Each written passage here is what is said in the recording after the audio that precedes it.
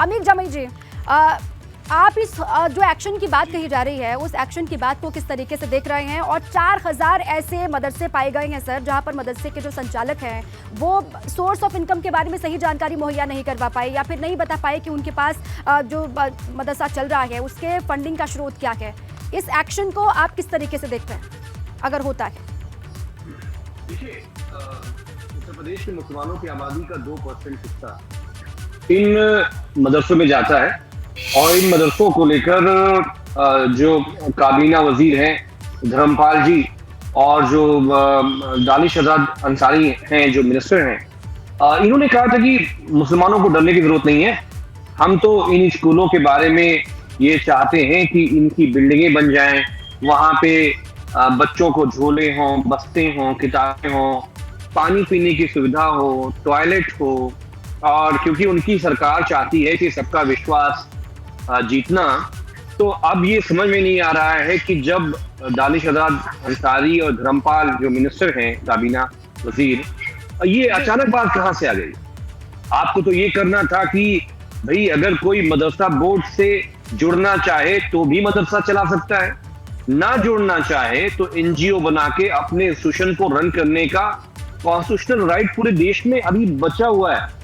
अगर नरेंद्र मोदी जी पार्लियामेंट से खत्म कर दे तो कोई दिक्कत किसी को नहीं होगी, बट फिलहाल चाहे वो अल्पसंख्यक इदारे हों, चाहे सिख हों, जैन हों, ईसाई हों, सिख हों, मुसलमान हों, बुद्धिस्ट हों, वो अपने इंस्टीट्यूशन चला सकते हैं बगैर किसी एफिलिएशन के बाद। लेकिन एफिलिएशन हो, इसीलिए तो सेकुलर सरकारों में वही तो कह रहे हैं हीरो वाजपेयी जी। और वही धर्मपाल सिंह जी ने भी कहा, उन्होंने कहा कि हम तो चाहते हैं कि मुख्य धारा से जो ये मदरसे हैं वो जुड़े। अगर वहाँ पर कुछ भी नियम के अनुसार नहीं हो रहा होगा, वो अगर उजागर होता है तो उससे प्रॉब्लम क्या है फिर? वो तो कह रहे हैं सच सामने आएगा, जो सही तरीके से चल रहा होगा उस पर तो एक्शन होगा ही नहीं। देखिए पूरे उत्तर प्रदेश की जो शिक्षा व्यवस्था है योगी आदित्यनाथ जी की सरकार में भारत की सबसे थर्ड क्लास शिक्षा की व्यवस्था है।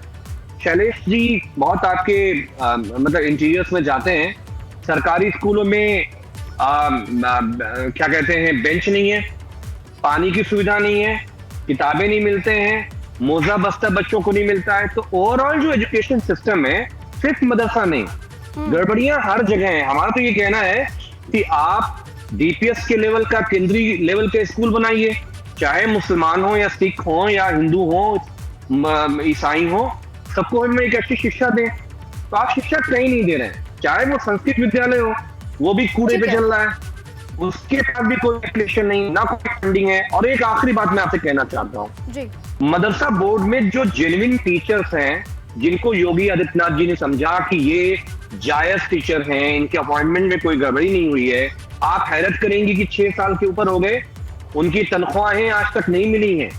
और योगी जी चाहते हैं कि विश्वगुरु बन जाएगा भारतीय जनता पार्टी वाले। तो हीरू भाई, आप मुसलमानों को परेशान करके पॉलिटिक्स करना चाहते हैं, ये आपके फायदे की बात है। आप भी चाहेंगे ना सर, ये तो आप भी चाहेंगे ना अमित जी कि जो आय का स्रोत है, जो मदरसा चल रहे हैं उत्तर प्रदेश में, उनके आय का स्रोत क्या है वो बाहर आए, वो सबको पता चले। अगर सही तरीके से सब हो रहा है तो वो सबके सामने आने में दिक्कत तो नहीं होनी चाहिए। ये तो आप भी चाहेंगे कि सबके सामने चीजें आ जाए। ठीक है सर, आपने जो बातें कही है उसका जवाब मैं लूंगी हीरो वाजपेयी जी से। आप बहुत काबिल एंकर हैं, आप जानती हैं कि कोई भी इस तरह की जो फंडिंग होती है उसको रडार पर रखने के लिए गृह मंत्रालय का, हमारा एफसीआरए का एक कानून है। कहीं पे भी गलत पैसा आता जाता है वो हमारे पास इंफॉर्मेशन होती है, LIU-IB को इंफॉर्मेशन होती है। तो गलत कोई भी होगा उसके ऊपर कार्रवाई करेंगे, चाहे वो कोई भी हो। लेकिन अगर मुसलमानों के हालात आपको सुधारने हैं तो भाई एक साल के आसपास हो गया आपका सर्वे बिछाए हुए, आज तक आपने शिक्षकों की तनख्वाहें नहीं दी। जरा पूछिए हीरो भाई से